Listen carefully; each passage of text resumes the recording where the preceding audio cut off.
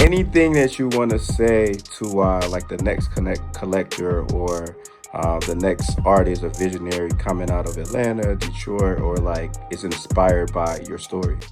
Um, Add value. Um, think of the bigger picture. Think it's bigger than you. When I go to these places, it's not. I've gone to places and had a backpack full of stuff, wanting an autograph, but sometimes I see somebody else getting that moment that I got, right? And I rather and appreciate that and give them that moment. And I'm like, I'm good because I'll see them. I think I have access to see this person. I just have faith in that.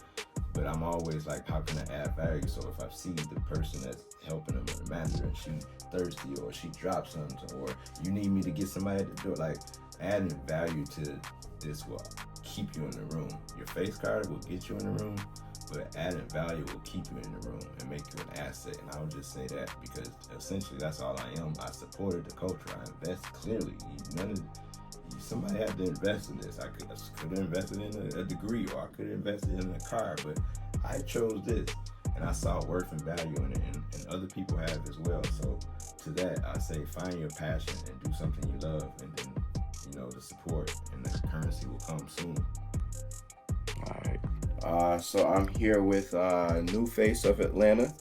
So talk to me a little bit about where are you from, and first and foremost, man, what got you started with this collection? Oh man, first of all, thank you for joining us and welcome to the Nostalgia Museum, as I like to call it. Um, Nuface, originally born and raised in Detroit, Michigan. Um, Came here in 1994 for a visit. It was something going on, historical called Freaknik, and I came and seen that going on and promised myself that I was gonna find myself back here and been an AT alien ever since that day.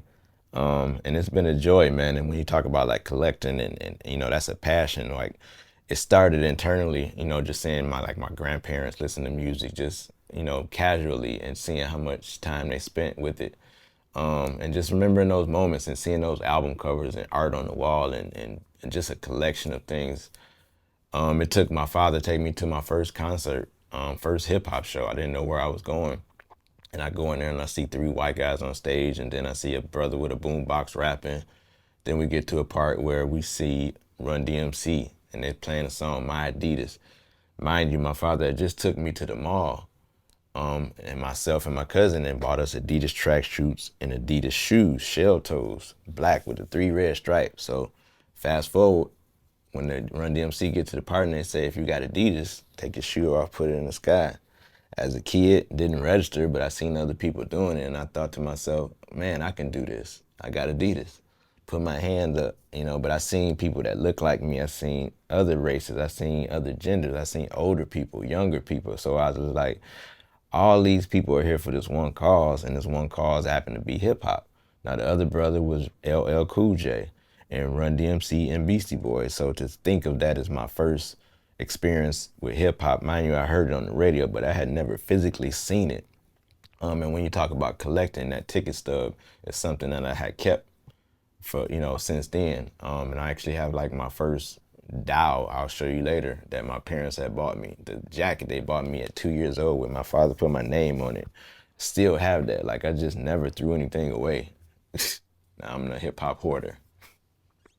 All right, so I like just kind of dialing it back from never throwing anything away to it becoming a collection. What was that moment where you felt like, okay, I'm a part of hip hop history, and not just bringing home something from a concert or a show? Um, the admiration from the artists themselves. Like I saved this because I believed in them. They made me a fan. I supported. Like you're looking at things like physical, not like I had to go push a button. You know what I'm saying? I had to walk to a store. If that store didn't have, I walked to another store to find this magazine. As soon as it dropped, real physical copies of things. When things came out in the stores, I went to the store on the Monday or the Tuesdays and was able to, read the album credits and So I was invested in these people personally before I even met them. But to bring something like this, which is signed and MJG, and to bring it to them, and for them to say, that they know a Nuface, or this is A Ball said this is Mr. History. Like that's when I knew that it was much more than collecting, when they looked at me as an entity or a thing or something. Like, I was just a fan. You don't expect, for them to recognize every fan, but to be special, to be remembered by these people that I look up to, like, like I said, all these are autographed, and this is the relationship. So to see the reception from the artists when I used to buy the music and go to meet and greets and just go on the line, get it signed and go home. Like you said, I got my merch, I got the music, I'm ready to get home and listen to the project. But to the point to now where I'm actually at these meet and greets, staying, having the conversations before and after, that's when I noticed it was different. Okay. So as far as, being a part of hip hop and things like that, what has been your journey as a collector to a, part of hip hop? Because I know hip hop, like from, just being a historian myself, once they find out about you and they fuck with you, they include you in rap songs and lyrics and things like that. And I'm sure you've had your bit of rappers, including you in some. But talk to me about that first moment where you're like, they're talking about me from a standpoint of like their admiration to what I've been able to contribute to the game. Yeah, one thing that stands out is Trans Lee putting out a project called Social Currency, and saying that, that kind of was reminiscent of me and my brand, but to be able to speak on the intro and be a part of 2 songs and narrate. And I'm a student of Big Rude, you know what I'm saying, and how his voice was potent on there. Fat Man Deezy, who did it previously on Trans Lee album. So to be on an album and like see that in a video and be a part of the video too, that's special. Like you said, to be name dropped like on Jimmy Fallon by Killer Mike when I'm not even there, like that's, like you said, becoming something more than, way bigger than me, Larry the person. So that's kind of the transition, but it's been overwhelming, and I take it with a stride of salt, but to keep going, because you think about these newer artists, who's going to be the new face for them, and what does that look like? You know what I'm saying? But at its core, I want to show them what support looks like. Absolutely. So, as far as everything is concerned, I definitely want to kind of walk the museum. I'm gonna call it, because it's more than a collection. Like I've been, all over the world and seen like different museums, and one that kind of sticks out is like the Museum of Arts in Amsterdam, and like they have all the cars and all like the modern, like the Mirakamis and all that.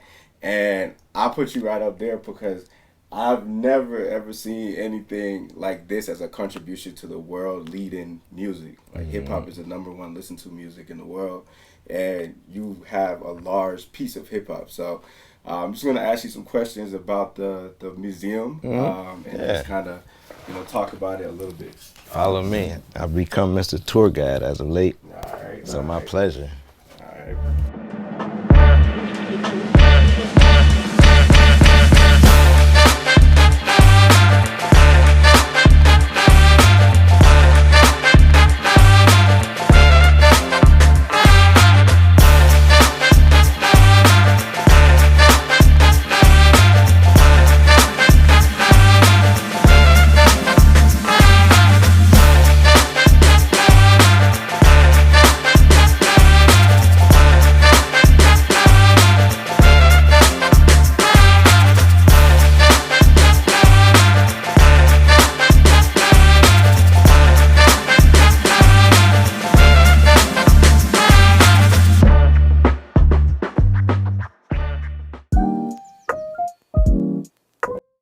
The first thing I was gonna say was, what was the first item Oh, okay. So that you recall, getting?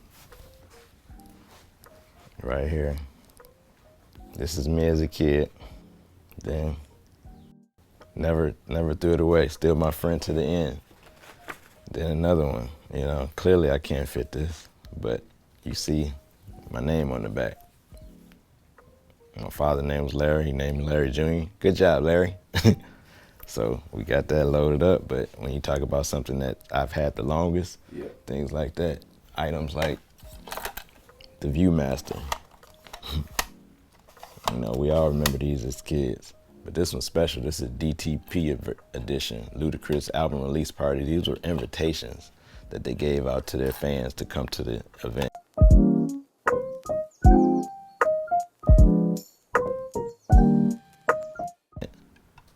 So if you see that, rare things like that. Tape decks, something that's early here that I remember that's early. Everybody remember these type of things. Etch-a-Sketch, can you? Probably one of the best. I can make anybody's name or just something quick, and that's the apostrophe, but we can keep going. But classic toys like that, the original Simon Says. This is a classic. You open this up, you want to know how old this is. It says 1980. You got your speaker. If you had the batteries, it would still work. Talk about things that's still working from the 80s. I can come up here. If you familiar with the E.T. movie, Speak and Spell was something big. So I got my version. I don't have the orange one. I did have the orange one, but this was different. See if it still works. Still. So that still works after 20 years. So you see, you ain't got to worry about like iPhone batteries. The iPhone died, but this, 20 years. So that just lets you know, like physical copies and physical items like that, they held value because of how long they lasted. It stood the test of time.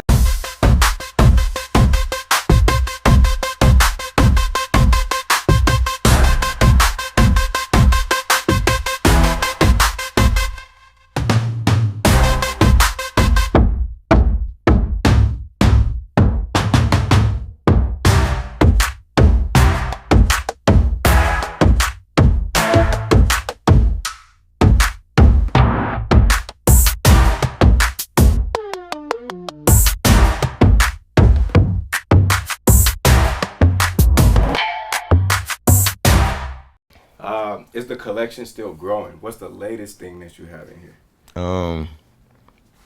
Okay, yeah. So Jermaine Dupri just bought the billboard back after years. One of the first things that I seen when I moved here that caught my eye was a So Def billboard with the Afro Man logo. You see it on the freeway, and then it went away. And after so much talks, maybe comments, and probably when they bring the billboard back, Jermaine Dupri, he finally did it. And I commemorated it by going in front of the billboard with my guy VS1. We took photos in front of it, showed love to JD and the So Def legacy. Then the next day he held a listening party appreciation dinner for the DJs, and I got this shirt, and this is most recently. Literally yesterday, while I had the book, Rick Ross held a media day. And so we got this book signed just literally yesterday. Nuface was there for real. Rick Ross. Always shows love. Where your car at, nigga? We gonna be at the car show. And when we talking about, from artists from this generation or the previous generations, T.I., Future. We got Big Meech, Welcome Home. Outkast on, Future, Jeezy. This is from the trap era. We got Gucci Mane. If you notice, these are all signed, autographed by Jeezy, Gucci Mane, Lil Baby. And when we talking about new school, like you say, Lotto, who was, fairly new to the game, autographed. So it's not like I'm, the old school, this is always better. I mean, I was recently in a video featuring Sexy Red and the new young lady named Pluto. So it's just, where can I fit into the culture and add value in it? So, from new to old, one full circle moment. This is a photo from 1999. They had the Hot Boys, Rough Rider Hot Boys show. Back then it was Phillips Arena. And this is the picture. Last month, Cash Money Millionaires. So I was able to bring that. And I got the ticket stub for that. Manny Fresh signed that, the main producer. And then we got Turk and the guys right here, Hot Boys. I brought all those out to try and give my autographs and Welcome Home BG, he was there. So I was able to, at a recent concert, at a video shoot, get that signed by BG. Then at a concert, Juvenile signed that. And I got my proof that Nuface was there. But if you just look at the time span from that year to here, still celebrating history. Congratulations on like over 30 years of being in the industry, Cash Money. So just kind of seeing like your combinations to hip hop, man. It's cool to see because not a lot of people as the music was blasting thought about preserving our history and us as African American arts. Like a lot of our history sometimes is not preserved by people who care about it, and just kind of showing from your showing, you can tell that you care. You didn't do this because you wanted to make money off of it. You wanted recognition. It was for the pure love. What would you say the culture has given back to you so far, just based off what you've collected? Um, Hearing what you said, it reminds me of this phrase that says, "The grass will grow where you water it at." And I just feel like I watered the culture. And when you talk about what I give back, one, I'm a student of the four laws of agreement. And they speak about never taking anything personal, never having expectations, and being impeccable with your word and doing your very best. But not having expectations, I received so much because, before you'll see I got over 10,000, 15,000 ticket stubs of shows that I've been to where I bought a ticket and went to the show to now to transition to potentially walk in with the artist or have my name on the list and get, VIP tickets or backstage tickets or have access with the artist because of the artist. That's probably been a joy I've been getting from that is just, again, I just show love to them genuinely, and I think they've just appreciated that because, like I said, when the artist admires what I have and be like, I don't even have that, and I made this. Like, that's what I kind of do it for. Or I wish man, I don't even have that anymore. Or hearing people say, like, I used to have this. Like, I do it for that. And people that go to colleges or the army and their parents probably threw it away, or just like, for people like that, or people who went to in prison. Like, I got stuff from people that are locked up now still, and people that have been locked up, and then I kind of returned it, and they like, no, I knew it was in good hands with you. You can keep it, type shit. So it's like I really did it for the culture because, man, I like you say, it's a museum, and I respect all your words, but like this is normal to me. This is not like, oh, museum. I wasn't thinking that. This is normal. So it's like weird when like people will come over to the house, and you like you said, even yourself, you had to walk by me, but nobody is gonna just walk straight here and be like, ignore this. Like from a cable man or somebody, or somebody coming to fix something in the house, a plumber, they're not gonna walk. It's gonna be a tour. It's gonna be like, what the heck, like, huh? Like, so it's beautiful to see it. But to take what I have here and for people to know me, because people say I'm a walking museum, it's because when I go out now, it's like, what can I bring out different today, or who I'm gonna meet today? So I become able to take what I have here to give people feedback and know that I can do this endlessly. You know what I'm saying? I can, every day I can probably pull something different out and for a different art. Like I literally just had past week and past month have been days like that. You can go scroll down. They talk about the IG page, how many posts I got, but look at the life, man. It's just been a joy, and I've just been grateful lately for the opportunities and just living. It's social currency. Like, again, going back to what Trans Lee said, it's like I'm really living off the community. Like, honestly, like from people with brands and clothing and going out to eat and supporting black friends, where it's like, no, he's good here, you don't have to pay. Like, that's kind of what I did it for. But it's like, really, man, it's just, that's how the universe should work. And I think I created my own ecosystem of support system like that, where, hey, man, I don't have the money, but I can show up and add value, or I can bring this person here, and then they can supply the event, the next one, and sponsor you, and you good. And or he's a photographer and she's the videographer, he's the producer, you're the artist, y'all should link. Like, I watched Clarence Avant, the Black Godfather, and that's like, once I seen that movie, one, respect to him because he was the most known unknown. But when you watch it, you see in Quincy Jones and Snoop Dogg and Dre talking about what he did for him, and there's people that I knew, but you never heard of him. And that was somebody that I seen that didn't want the credit, but did great things. So when I seen that, it really gave me like inspiration of what I wanted my life to look like. And that's what I'm walking in. I can't say I've done it, but I'm on that step, and that's my goal, and that's the blueprint for me. Absolutely, man. I definitely feel, like the energy and the impact in your words. I feel like it's something that is necessary in today's society because we're so popcorn as a generation, and seeing all these things and all these movements these artists create, they often just pass on, and we forget about them, or we might post on Instagram, but it goes down the feed. Mm-hmm. But I think with Facts. you collecting, it stays and it freezes time and things like that. And I personally want to thank you for like collecting all this part of history. But before we let you go, Mm-hmm. I know you have a lot in here. Give me like your top five um, collective pieces and Mm-hmm. why. Okay. I'll start with something early on. Is sports cards. Um, started with rap. I started with rap and hip hop. So Yo MTV Raps was an early show on MTV, and then they came out with Yo MTV Rap cards. So I got a stack of these. But if you notice them, like somebody else may have those cards, but it's yours going to be autographed by EPMD, Eric Sermon, Pete Nice, and Big Daddy Kane, KRS-One, Flavor Flav, and then like full circle moment. Like I said, my first show was LL Cool J, and 3 years prior, Rock the Bells. He owns that. They do a cruise, the first ever hip hop cruise. I reached out, manifested being a part of that cruise, and my collection was displayed on the boat from Miami to Bahamas. Again, when you're talking about social currency, I was paid, compensated to come out there, but a free vacation.